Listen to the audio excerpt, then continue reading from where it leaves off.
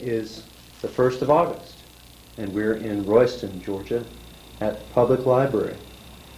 And gentlemen, if you would tell me your names for the record so that I remember them. I believe I'm speaking with Mr. Massey, is it? That's me. Yeah. Yes, sir. And your name, sir? John Ray. John Ray. R-A-Y. Well, Mr. Ray, before I interrupted you, you were telling me a little bit about your experiences in World War II. Would you tell me again some of what you have been up to? Talking about what I did overseas. Before we started overseas, we were a combat cargo unit in this country flying C-47s, training combat cargo crews to go overseas. And I really had a good time in this country during that period of time. We flew mostly over the southern United States, towed gliders in California, and I'll get you way there. Sorry about that. And trained glider pilots to go overseas. And I guess some of those pilots were in the Normandy invasion. I don't know. Probably were.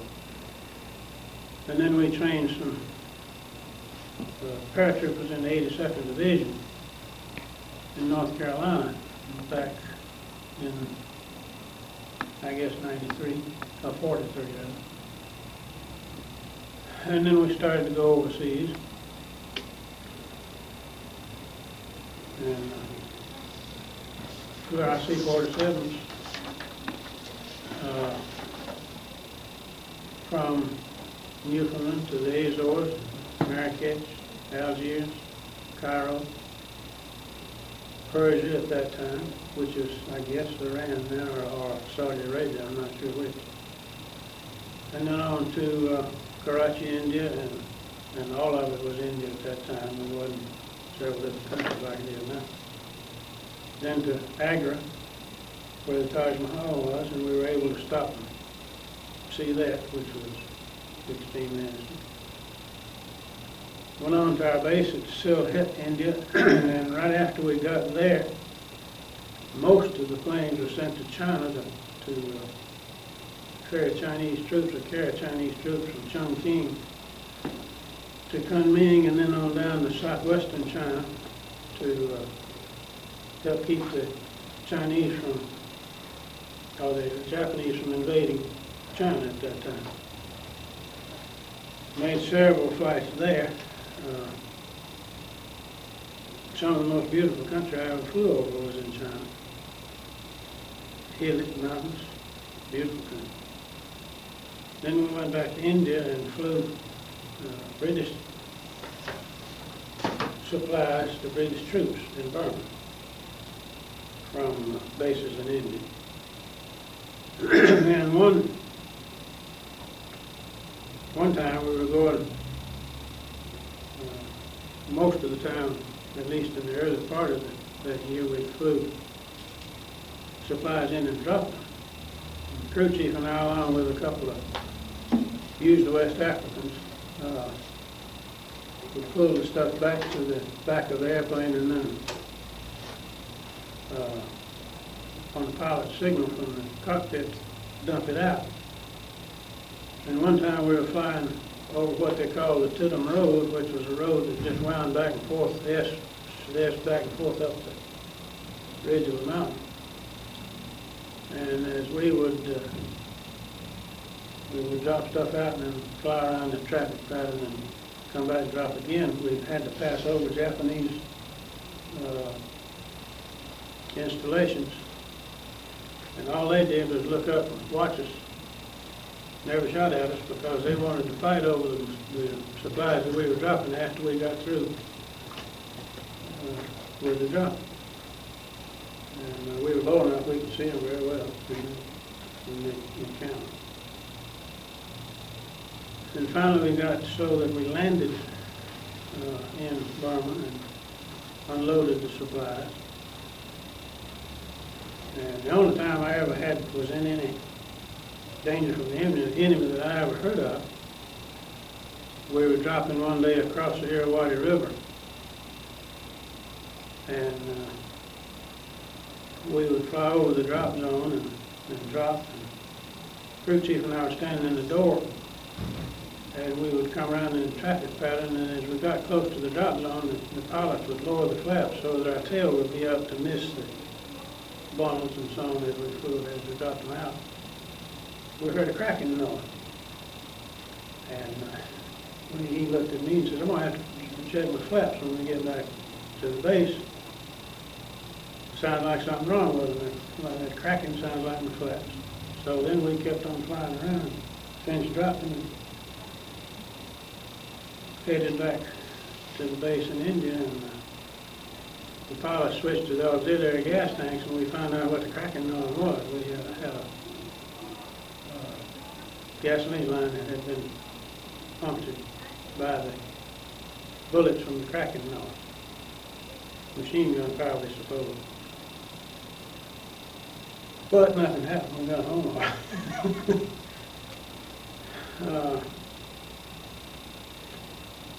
But that was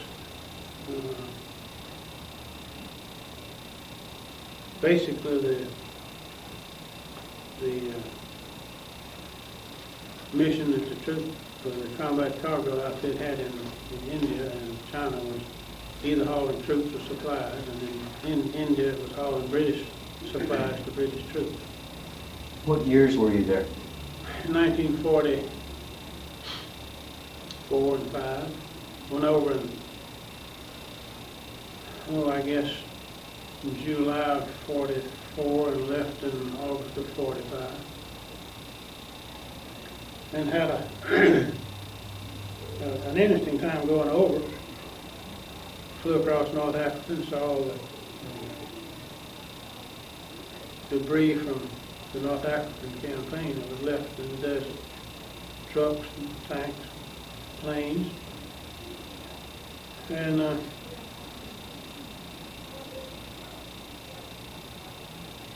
then went on into India, and as I said, we saw the Taj Mahal, and then we our passes, most of the time we go into Calcutta if we got a pass.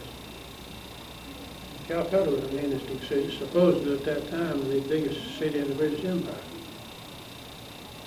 And at night you had to be careful not to walk on people sleeping on the streets. It was a blackout. But we had some interesting times and some hard work.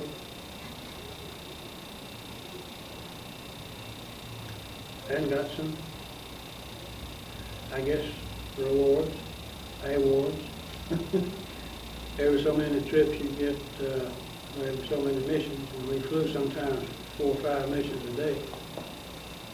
You'd get I don't remember how many it was, but there were so many missions you'd get an air medal, and there were so many air medals you'd get a DFC, Distinguished Flying Cross.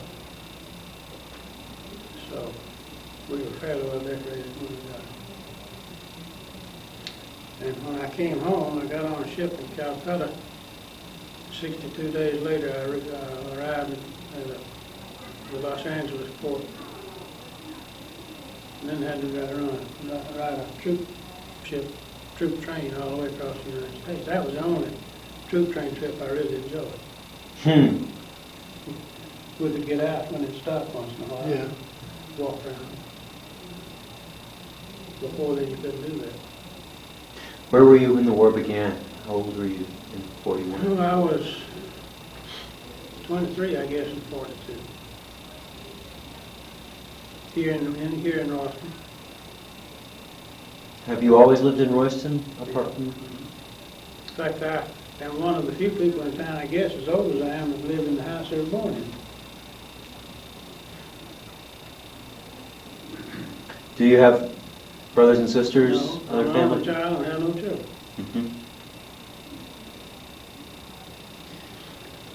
Who was in the company that you served with? Do you remember any of the other? Most of them were from the north. Here in the States, And then when we went overseas, the CO and I and I was a radio operator, and the communications chief was, and a man in the order room was the only four that went from the outfit that was here in the United States, overseas, together. One interesting thing, when we got overseas and went into China, on the first mission we undertook in China, 2 of the airplanes went down. And we watched and looked for them on every flight that we made over the same territory until we left China. Didn't find them. And that was in October, as well as I remember. The next spring, an officer came over, came down to see us from China.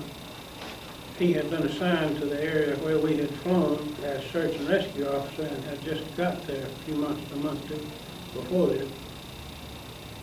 And he came down and just to visit more or less. He and the CO had been real good friends, and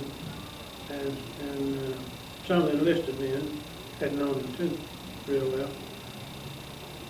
And he asked about the 2 planes that had been missing or were missing, and said that he had just sent his assistant to investigate a B-24, I think he said, that had gone down in that area, and that he thought they had found 2 or 3 more airplanes while they were looking for that. But he didn't know for sure that what they were. So he said he'd let us know when he went back, and when he got back, he let us know that the 2 planes that were still missing had been found. He of course was instrumental in finding, which was, I thought, quite coincidental. He, being a good friend from the States, came over and found that 2 planes were missing several months after they went down.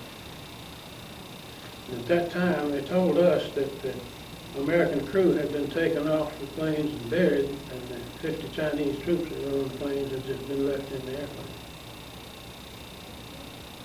The 50 Chinese troops that had ridden in the plane were left. In the crash. They were just left in the plane. But supposedly they had taken the Americans out and buried them. The C-47 wasn't designed to carry 50 people, but Of course. these Chinese were small and very little equipment, so that's how many we put on the airplane. Well, that was supposed to be a particularly vicious place to be sometimes, the theater. Well, everybody said so. Of course, we never knew anything about it, but we never saw any of the natives or anything else, but it was a beautiful country to follow.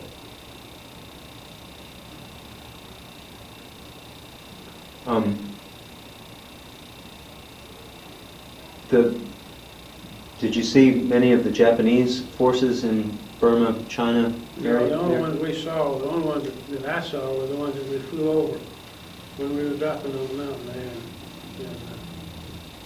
Of We course. did haul one load of Japanese prisoners from Burma into India to a prison camp, I suppose. I don't remember exactly, but when they got on the airplane, we looked at them and they were all at least 6 feet tall. Big, healthy, good physical specimens. And we asked the guards, we thought the Japanese were rather supposed to be small people. And they said, well, these were from one of the northern islands of Japan, and they were all, on that island, they were all a tall race. I thought that was interesting. Can you tell me about your basic training? No, I didn't have basic training. Mm-hmm. They shipped you right out. We were. I got in and had a little training. Went from Fort McPherson in Atlanta to Jefferson Barracks, Missouri, and got a little training there. And just in a few days, though, we were a group of officers shipped over to Scott Field in Illinois, for radio training. And then we were shipped from there to the outfit that we later stayed with all the time we were in the States. And I don't remember, I think the other part of the outfit had basic training after we got stationed in Victorville, California, and flight crews were hauling gliders to Victorville to begin training glider pilots. So I had basic training in the air. I was credited with basic training, but I never actually took it. Had you flown before you left Royston? No. Why did you choose that particular branch of the service? Or the... Well, I thought I'd like to be a pilot and volunteered after Pearl Harbor Day, but they found out that I was partly colorblind and said that I could never fly. And I thought, well, I'll just wait and be drafted, and so I did and went in March. And I think one time somebody checked me for colorblindness and asked if I'd ever had hay fever, and I had had hay fever. And they had found out that I was colorblind, and they said, well, you never can fly. And after about 1,800 hours, nobody ever asked me that question again. I got about 1,800 hours flying as a radio operator. So I got what I wanted as near as I could, I guess. Did you enjoy working with electronics or radio, or was that just work? Was it? Well, I enjoyed what I did. It wasn't an in-depth study of electronics by any means. You learn how to operate the airplane, the sets on the airplane. Can you remember for me the end of the war and some scenes? Well, the war ended for me when we were on the ship coming back from India. Between at that time Ceylon off the coast of India and Western Australia was when VJ Day came around. We still had to stay blacked out on the ship because there could have been submarines that didn't get the message or didn't want to believe the message, whatever. And that was when it happened to us, you know, the end of the war. So wasn't a whole lot of celebrating. Did you have any first impressions when you saw the country for the first time? Either Burma or China. Never been there. Burma had a lot of religious temples. Every town had several, and they were all white and cone-shaped. And the tallest and most prominent and I guess the most permanent buildings in any of the towns was the religious buildings. Burma was partly a hilly country, but a lot of it was fairly flat too. India was some of all sorts of terrain. And China was mostly mountainous where we flew over. But China was prettier scenery than India or Burma either one.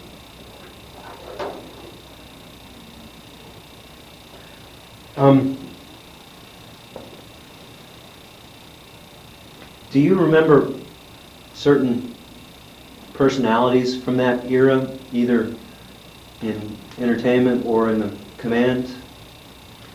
While we were in California at Victorville, we were only about 100 miles from Los Angeles. And a good many entertainers came up, and some of the entertainers had husbands that were training to be glider pilots or otherwise stationed at Victorville. Myrna Loy came up. can't remember any of the others that came up there, but I know several did at the time we were there. One of the things I remember about Victorville, it was a base that was for training glider pilots, and this was in the fall of '42, and it was on garrison rations, and I have never eaten any better food anywhere than we had in the mess hall. All you wanted, and plenty of it. And at the Thanksgiving dinner, had a printed menu, turkey and dressing and ham. And, I don't know what all, but it was a fabulous meal, and they even had served wine with it. They served wine in an Army mess hall? Served wine in that Army base for Thanksgiving dinner. Then for Christmas dinner, we had gone from garrison rations to field rations. Money supply was considerably lower. We still had the good cooks, but they didn't have the amount of food, the quality of food to cook for Christmas that they did for Thanksgiving. And also that year was the year that Georgia won the, I guess they call it a football championship. Anyway, they played in the Rose Bowl that year, January 1st, 1943, and I got to go to that game. You got to go? Got to go to the game. We were stationed in Victorville, and we went to New Orleans, or Los Angeles, quite frequently. Mm-hmm. And we flew over over the whole southern United States, back and forth quite frequently back then, at that time. Various missions. Could you see changes in the South after the outbreak of the war? Well, in the 2 years that I was in the States at that time, I couldn't see many changes. I know one of the most noticeable differences in sections of the country was the clean buildings over west of the Mississippi where they used natural gas to heat with. All the buildings looked new to us from back here where we had been used to seeing them cool with discolored by coal furnaces. So, if I tossed out a name or two, did General Stilwell serve in that theater over there? Stilwell was over there, and Mountbatten was over there. And,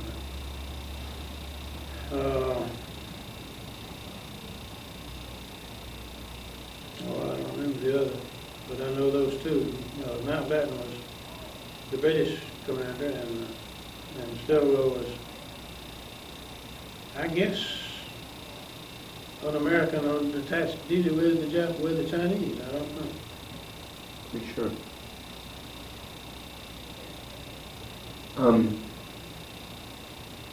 Did you see the Pacific fairly often then, or were you? No, we were in the interior of Burma, China, and India.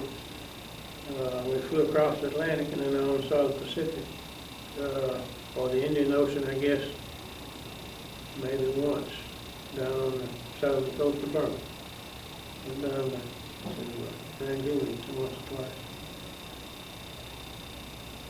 But then I got a good view of the Pacific in 62 days coming back on ship. We were in two storms, one south of Australia and another one in the China Sea when we went to, after we got through the Philippines and to Okinawa, and unloaded what troops we were leaving there, and then we had to pull out into the China Sea and ride out a typhoon, and then pull back into port and picked up troops that were supposed to be loaded on before then, and across the Pacific. That was in August and September and 1st of October, 45, I guess. Were there other people from Royston who you remember? Not in that area, except, there was one, Mitchell Bond from here was in New Delhi, in that same theater. And it was a boy from Iowa, Robert Westbrook. was in the troop carriers, and I don't know whether he was in my squadron or whether he was on an adjacent squadron. We had 2 or 3 squadrons there on the base, and he was in one of them. I remember seeing him. Can you tell me a little bit about coming home after the war? Well, as far as I remember, everybody was just glad to get home and start doing what they've been doing for the living. Believe that. And I don't remember having as much trauma or mental conditions as they seem to have had in war since then. And what have you been doing in the 50 years since then? Well, at the time during the war, we had a hardware store in town here, and then in the early 50s I sold that and was in the poultry business, growing broilers for several years. And then I guess in the early 70s got out of that and started keeping books, working for a drugstore, where I still work now. What's the name of the drugstore? Ray's Drugstore, WRAY, my name is RAY. If you were looking back and speaking to an audience of younger people about your experience during those times, if you were speaking to someone who was in their late teens or early 20s, how would you sum up what you had experienced? Anything you'd like them to know? Well, it was a different, completely different time back then. I think that people were more patriotic back then. The ones of us who were in the service and the ones who were out of service. The whole country was working during World War II to do what we had to do in the armed forces, and also the civilians were doing what they had to do to supply the armed forces. And not only us, but the rest of the world at that time too. And I frankly had a very enjoyable year and a half here in the States, flying all over the South. And then when I went overseas,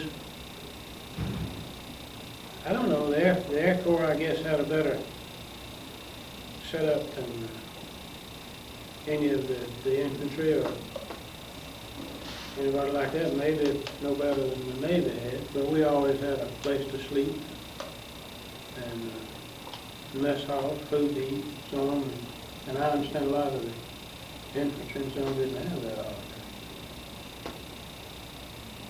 But I basically had an enjoyable time during my 4.5 years of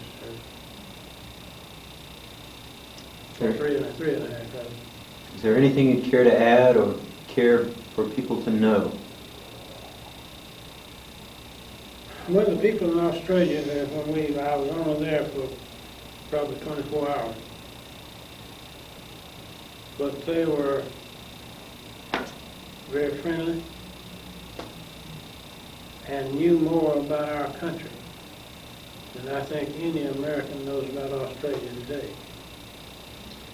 There were 3 of us went into town, and during the lunch hour, these 2 gentlemen, we got to talking to them. They asked us who Truman was. Roosevelt had just died that spring. And we told them we didn't even know more about Truman than they did, that we knew he had been head of an important committee in Congress, and that was all we knew. Then they wanted, before they talked very much, they told us all, there were 3 of us, they wanted us not to mention the section of the United States we were from. They wanted to guess where we were from before they left, and they had to leave after maybe 30 minutes. And they looked at one and said, "You're from the New York City area, New York or Newark, New Jersey." and he was from Europe. Looked at the second one and says, "You're from the Midwest, Indiana or Iowa one." Well, he was from Iowa. And he looked at me and says, "You're from the Deep South, either Georgia or Alabama." Those men had never been out of Australia and had only talked to troops that had been into Australia. And I thought that was remarkable to take a pinpoint our accents that closely and that accurate. Were there Australian troops who served in that area? No, British troops, Mm-hmm. but I don't remember seeing any Australians. They had some West African troops which were from, I don't know what part of West Africa, but we were assigned some to help us drop out of the airplane when we were flying by the British. They're in the British service.